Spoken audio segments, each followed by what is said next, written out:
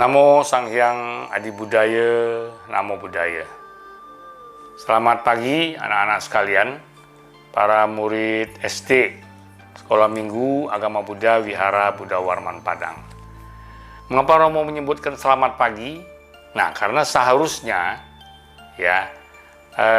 video rekaman bimbingan meditasi dan Dharma Desana ini kalian saksikan pagi hari. Begitu selesai puja bakti minggu pagi yang secara online, kalian boleh menyaksikan bimbingan meditasi, mengikuti bimbingan meditasi, dan mendengarkan Dharma Desana Romo ini. Bagi kalian yang betul-betul mau jadi anak yang baik, betul-betul jadi umat Buddha yang baik, dan juga orang tua yang menginginkan masa depan anaknya lebih baik, pasti dia akan perhatikan, peduli dengan acara bimbingan meditasi dan Dharma Desana ini. Nah, sekarang mari kita awali dengan meditasi, bimbingan meditasi. Nanti bell of mindfulness ini berbunyi, gong ini berbunyi 3 kali, kalian harus hening mengikuti meditasi. Nah, nanti dengarkan bimbingan-bimbingan yang Romo sampaikan. Perhatikan, dan tidak boleh melakukan kegiatan lain. Hanya duduk, memperhatikan nafas dan mendengarkan renungan yang Romo sampaikan. Mari kita mulai.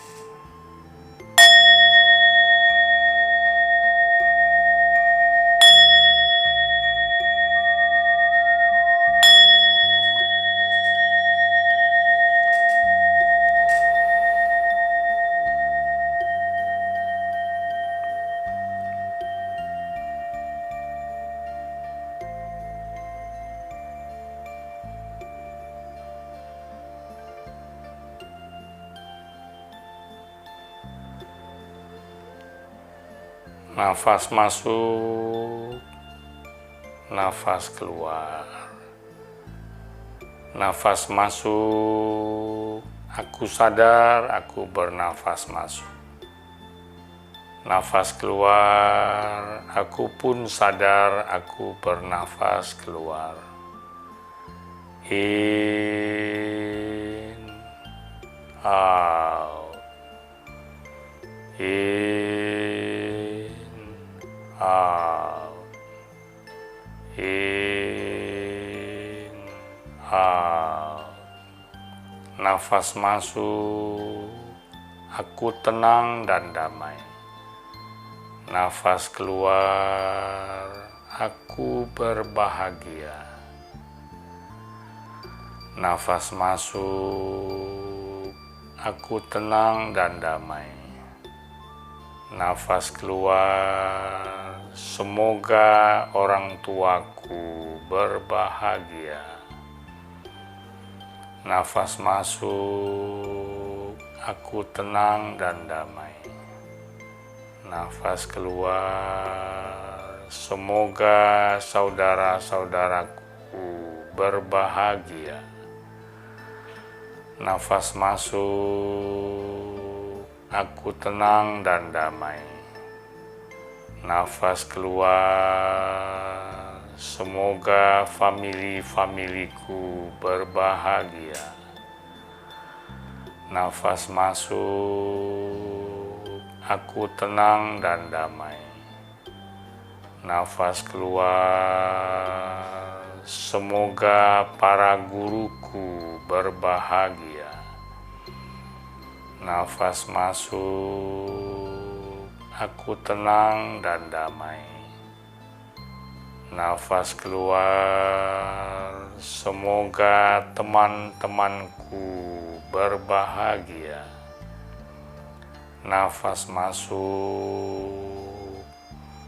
aku tenang dan damai. Nafas keluar, semoga semua manusia berbahagia. Nafas masuk, aku tenang dan damai. Nafas keluar, semoga hewan-hewan pun berbahagia. Nafas masuk, aku tenang dan damai. Nafas keluar, semoga semua makhluk, baik yang terlihat maupun yang tidak terlihat, turut berbahagia. Nafas masuk, aku bertekad menjadi anak yang baik. Nafas keluar, aku bertekad menjadi anak yang berguna. Nafas masuk, aku tenang dan damai.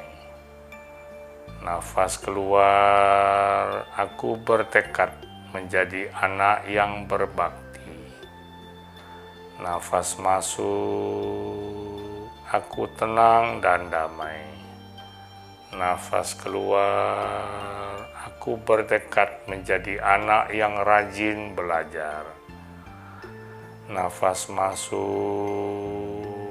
aku tenang dan damai. Nafas keluar, aku bertekad menjadi anak yang rajin ke wihara. Nafas masuk, aku tenang dan damai. Nafas keluar, semoga semua makhluk berbahagia.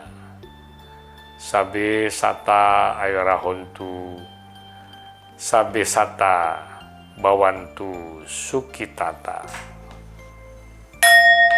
Sadu.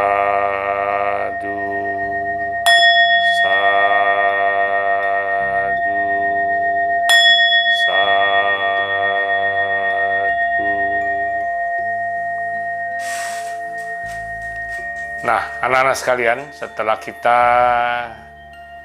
berlatih meditasi bersama, sekarang kita akan Dharma Desana. Kali ini Dharma Desananya masih tentang Kuan Im. Mengapa Romo sering menceritakan tentang Kuan Im?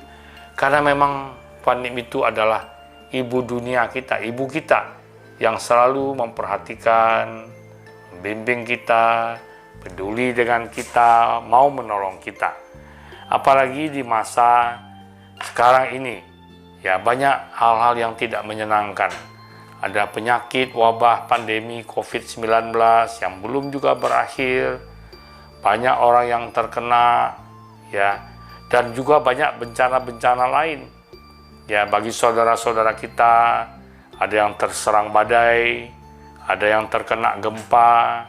Nah, mari kita berdoa bersama. Pertama, semoga mereka yang terkena penyakit, bencana, mara bahaya, segera dapat pertolongan. Yang sakit segera jadi sembuh. Yang mengalami kerusakan rumah segera tertolong. Yang kena badai semoga bisa selamat.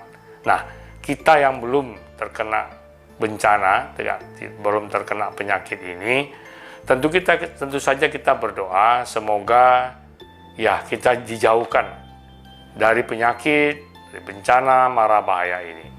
Ya, hari ini Dharma Desananya, nanti Romo akan putarkan sebuah film tentang Kuan Im juga. Ya, perwujudan 33 perwujudan Kuan Im. Jadi banyak sekali. Kalau kalian hitung paling-paling baru 5 Romo cerita. Dia ada 33 perwujudan Kuan Im. Nah, hari ini temanya adalah Kuan Im Pusa yang agung dan berwibawa. Nah, bagaimana kisah awal ini seru nih. Ini cerita perang. Ya, zaman dulu perang, ya perang ketika kerajaan-kerajaan di Tiongkok berperang, dan kemudian ada seorang raja yang terdesak, ya hampir dibunuh oleh musuh. Tetapi kemudian dia berdoa pada Kuan Im, dan Kuan Im memberikan pertolongan kepada mereka sehingga mereka selamat. Nah, bagaimana filmnya? Bagaimana videonya, saksikan dulu. Nanti baru Romo berikan penjelasannya. Sekali lagi, kalau mengikuti bimbingan meditasi, mengikuti Dharma Desana ataupun storytelling, tolong ikuti dengan penuh perhatian dan kesungguhan hati. Jangan main-main. Ya, Baik, mari sekarang kita saksikan tayangan videonya.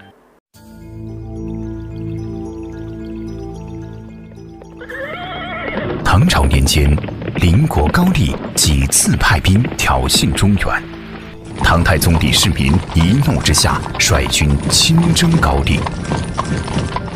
唐军在前线与高丽军大战了4天4夜，血光冲天，生灵涂炭。之后，唐军在城外驻扎休养。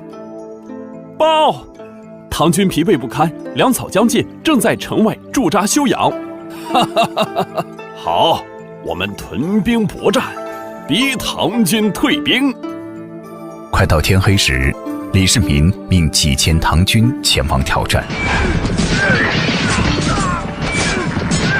没几个回合，唐军战力不支，纷纷撤退。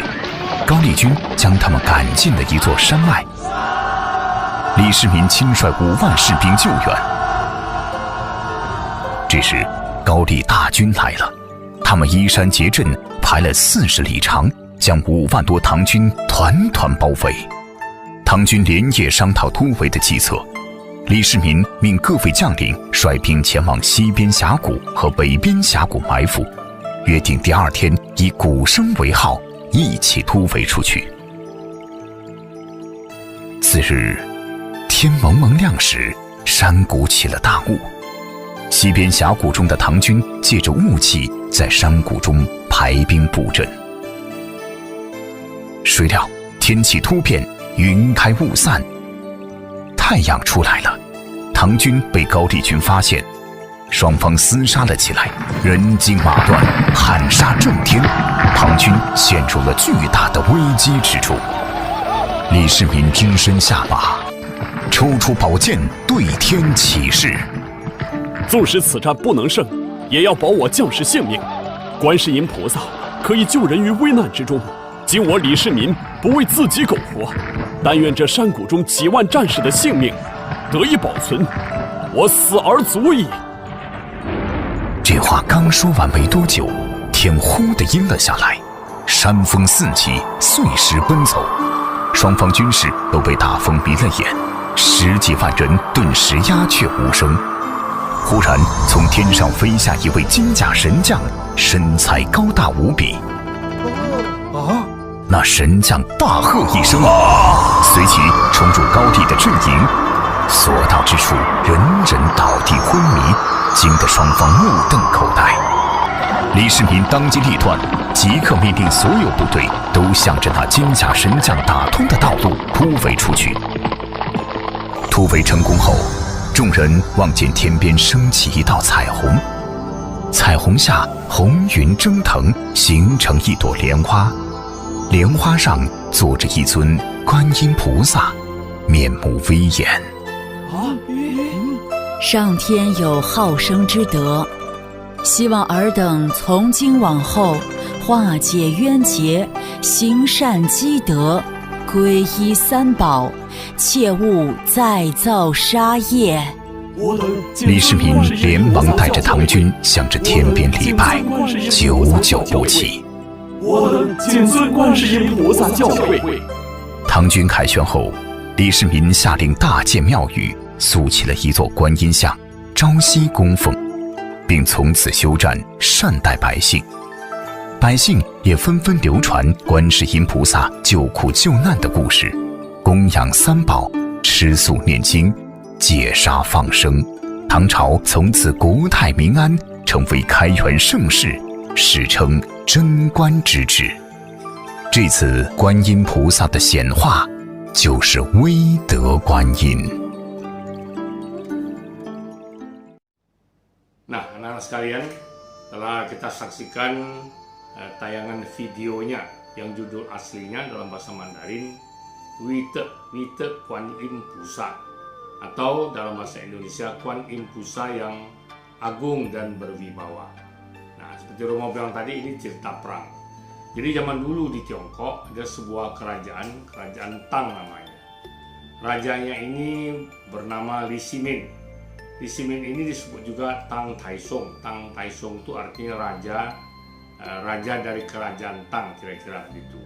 Nah, di tetangga dari kerajaan Tang ini itu ada sebuah negara juga, kerajaan juga, namanya kerajaan Goryeo. Nah, karena dulu di Tiongkok itu sebuah daratan, batas antara negara dengan negara yang lain itu hanya kadang-kadang pegunungan, gunung, kadang-kadang sungai, sehingga sering terjadi cekcok. Ya, negara satu masuk ke negara yang lain, mengganggu. Nah, begitulah yang terjadi ketika orang-orang Goryeo ini sering masuk ke wilayah kerajaan Tang. Nah, sudah berapa kali diperingati, ya rajanya masih sabar, tapi tetap saja Goryeo ini mengganggu. Nah, akhirnya Raja Li Shimin ini marah, murka, dan kemudian mengerahkan pasukannya untuk menyerbu ke kerajaan Goryeo ini. Nah, tetapi ternyata kerajaan Goryeo ini bukan kerajaan yang lemah. Mereka juga punya pasukan yang kuat, ya. Nah, akhirnya pertempuran terjadi beberapa kali, ya. Ternyata pasukan Tang yang justru kalah, ya, sehingga mereka keluar kota bersembunyi di lembah-lembah untuk mengatur strategi perang. Ya, tetapi ternyata beberapa kali tetap gagal, tidak berhasil, sampai akhirnya pasukan Tang ini terdesak di satu lembah, ya. Sudah terkurung karena jalan untuk keluar dari lembah ini sudah diblokir, sudah dikurung oleh pasukan Goryeo ini. Ya, jadi mereka ini hampir putus asa. Ya, bagaimana mau menyelamatkan diri? Keluar dari lembah ini saja tidak bisa karena sudah dikepung. Ya, nah tapi untunglah Kaisar Li Shimin ini seorang umat Buddha yang sangat taat. Dia sangat percaya dan sangat sujud pada Kuan Yin. Jadi kemudian dia menghunuskan pedangnya. Dia berkata bahwa saya berperang ini adalah untuk kebaikan negara saya, kerajaan Tang ini. Ya, mohon pertolongan dari Kuan Yin agar kami bisa selamat keluar dari kepungan musuh ini. Nah, begitu dia berdoa, ternyata doanya langsung dikabulkan oleh Kuan Yin. Nah, apa yang terjadi?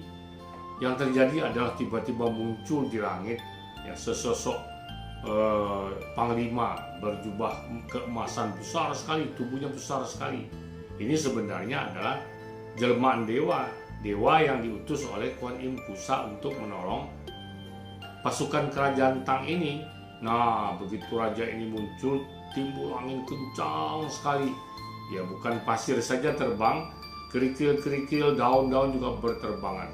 Ya, sehingga semua pasukan ini tidak berani bergerak. Nah, pada waktu itu dewa yang menyamar sebagai seorang panglima terbang di antara pasukan Goryeo ini. Tentu saja pasukan Goryeo ini takut, mereka tersibak, ya, memencar. Pada waktu memencar itulah akhirnya pasukan kerajaan Tang ini bisa lewat. Nah, selamatlah mereka sampai ke kerajaannya, yang tidak jadi dibunuh oleh pasukan Goryeo. Nah, oleh sebab itu ketika sudah selamat, Kaisar Li Shimin ini sangat bersyukur, kemudian mendirikan wihara untuk memuja, menghormati, dan bersujud kepada Kuan Yin. Nah, apa yang bisa kita ambil hikmah dari cerita ini? Nah, Kaisar Li Shimin adalah seorang umat Buddha yang taat, menjalankan ajaran Buddha, selalu hormat, sujud, bakti, punya keyakinan kepada Kuan Yin. Nah, ketika dia terdesak, ketika dia dalam kesulitan, ketika dia dalam bahaya, begitu dia berdoa pada Kuan Yin mendengarkan doanya dan kemudian mengutus utusan, ya, untuk menyelamatkan pasukan kerajaan Tang. Namun Kuan Yin memberi nasihat.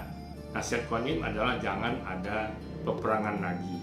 Karena peperangan, permusuhan, ya, saling bunuh, ya, saling menyakiti itu tidak dibenarkan dalam ajaran Buddha. Jadi walaupun ditolong oleh Kuan Yin, tapi Kuan Yin tetap memberi nasihat supaya setelah itu tidak ada perang lagi. Nah, akhirnya betul kerajaan Tang dan kerajaan Goryeo ini tidak perang lagi, tapi justru berdamai. Nah, semua kalau kita berdamai, semua permasalahan yang timbul bisa dibicarakan dengan baik-baik.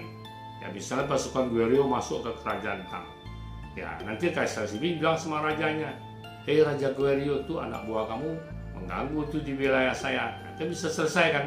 Daripada ribut, berperang, saling membunuh, nanti banyak yang mati. Ya baik, manusia yang mati, ya penduduk-penduduk yang tidak bersalah, bukan pasukan saja, mungkin juga hewan-hewan juga terbunuh. Nah, kan tidak baik perang. Makanya Kuan Yin memberi nasihat, jangan sampai nanti mereka masih berperang terus. Kali ini diselamatkan oleh Kuan Yin. Kuan Yin menganjurkan supaya mereka berdamai.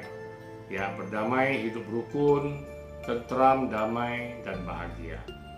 Ya, demikian saja apa yang dapat Romo sampaikan. Akhir kata, marilah kita mengucapkan salam. Namo Sang Hyang Adi Budaya, Namo Buddhaya. Dan marilah kita dengarkan Bell of Mindfulness, kemudian kita breathing in, breathing out sebanyak 3 kali sampai bunyi bell ini hilang dari pendengaran kita. Ya, mari kita mulai.